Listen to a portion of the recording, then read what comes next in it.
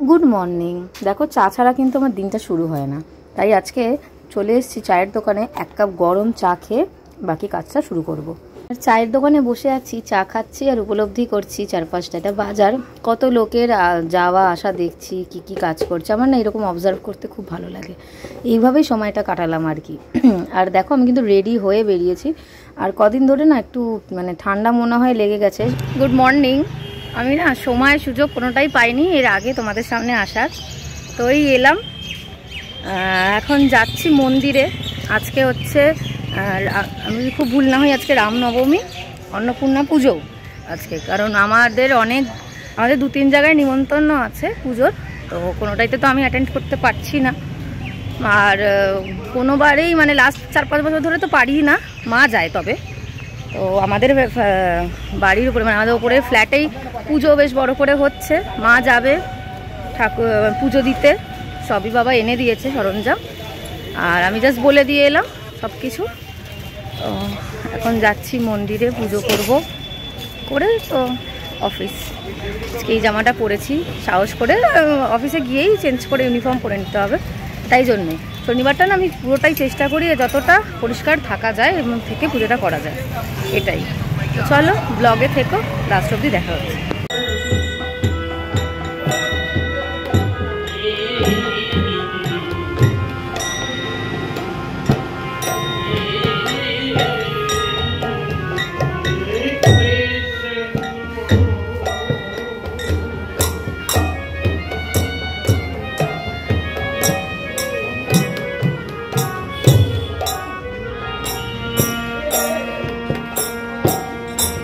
পাড়ায় নাম কীর্তনের আজকেই শেষ দিন, তাই জন্যে একটু তোমাদের শেয়ার করলাম তোমাদের সাথে।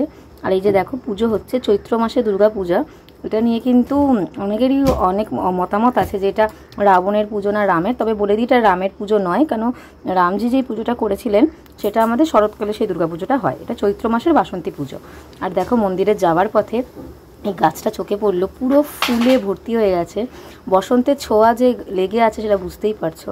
আর ফুল দেখলে কিন্তু আমার মন ভালো হয়ে যায়, এক গুচ্ছ ফুল, কী যে ভালো লাগছে।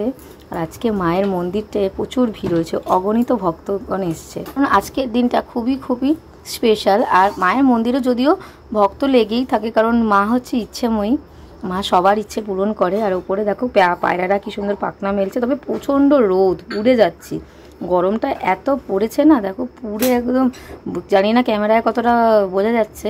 সুন্দরবন থেকে আসার পর থেকে তো আমি এমনিই কালো কুচকুচে হয়ে গেছি পুরো একদম ট্যানে।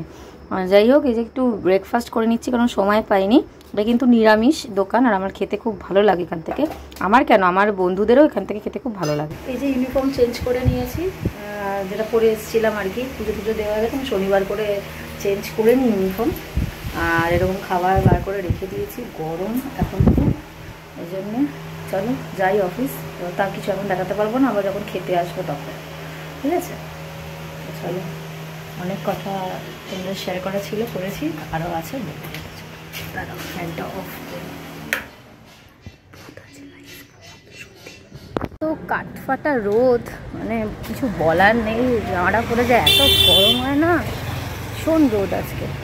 বন্ধুরা সেই সকালে তোমাদের সামনে এসেছিলাম, এখন রাত হয়ে গেছে, বাড়ি ফিরছি। এখন আবার এলাম, কিছু করার নেই, কারণ অফিসের প্রিমিসেসে তো আমি ক্যামেরা চালাতে পারবো না, অ্যালাউ নেই। আর কী বা দেখাবো, কি কাজ করছি, এগুলো তো একটা প্রোটোকল থাকে, সবাই জানো। আর লাঞ্চে আজকে দুটোয় আমার লাঞ্চ হয়, আমি আজকে 3:30 লাঞ্চে গেছিলাম, আমার খাবার সব গেছে। কাস্টমার ছিল, আমি খেয়াল করে দেখেছি, আমি লাঞ্চে বেরোবো, কাস্টমার আসবে, যারা বিলিং করে, যারা করে না হ্যাপাজার্টলি সব কিছু করে পালিয়ে যায়, আমার খুব রাগ হয়।